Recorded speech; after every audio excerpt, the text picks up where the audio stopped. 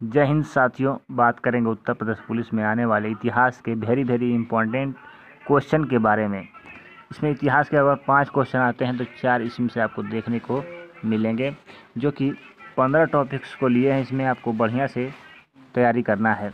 तो ये देखते हैं कौन कौन से टॉपिक्स हैं। सबसे पहले है सिंधु सभ्यता। सिंधु सभ्यता में अवशेष को आपको पढ़ना है।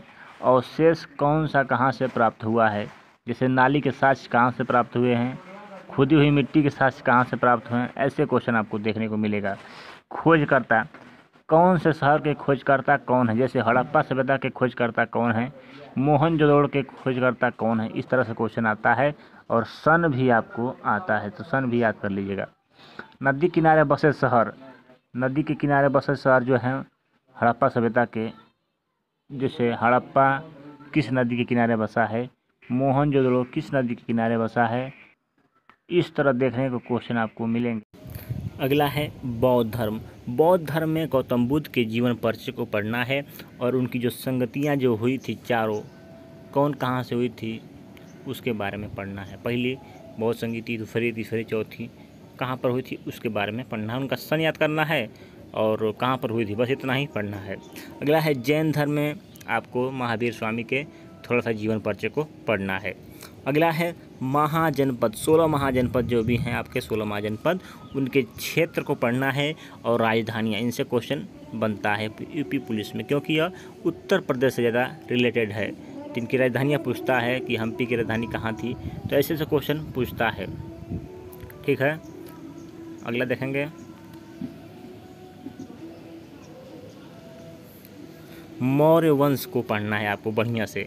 मौर्य वंश को अच्छा तरह से पढ़ लीजिएगा, क्योंकि चंद्रगुप्त मौर्य काफ़ी इम्पोर्टेंट है इसमें।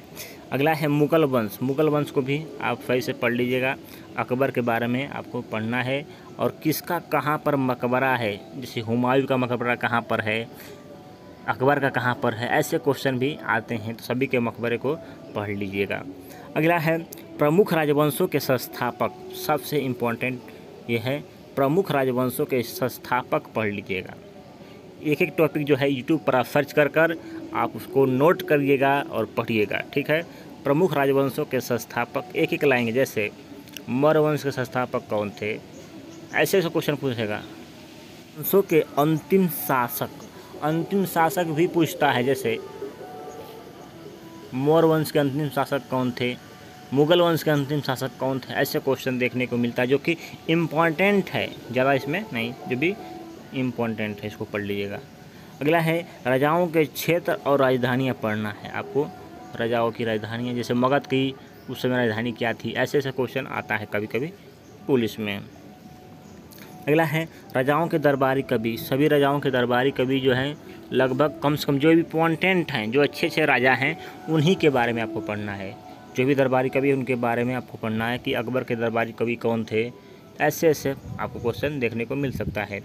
दरबार में आए हुए विदेशी यात्री, जैसे ह्वेन-सांग किसके दरबार में आया था, फाहियान किसके दरबार में आया था, इस तरह से क्वेश्चन देखने को आपको मिलता है। विदेशी यात्री यही लोग हैं, 10-15 हैं, इसको आप रट सकते हैं। दूसरा चीज़ है गांधी जी के आंदोलन। जो भी गांधी जी के जीवन परिचय में जो भी आपको इम्पोर्टेंट है उसको पढ़ना है। कब कहाँ गए, क्या किए, इनके बारे में आपको ज़रूर पढ़ना है, क्योंकि यहाँ से क्वेश्चन देखने को मिलता है। अगला है इतिहास के प्रमुख युद्ध। युद्ध से क्वेश्चन पक्का आता है क्वेश्चन, कौन से, जैसे बिस्ता का युद्ध कहाँ पर हुआ था, कैसे हुआ था, किनके बीच हुआ था, इसके भी बारे में आपको पढ़ना है। ठीक है, किनके बीच हुआ था, किस सन में हुआ था, इसको भी पढ़ना है। ठीक है, सन पढ़ना है, किसके बीच हुआ था, इसको भी पढ़ना है।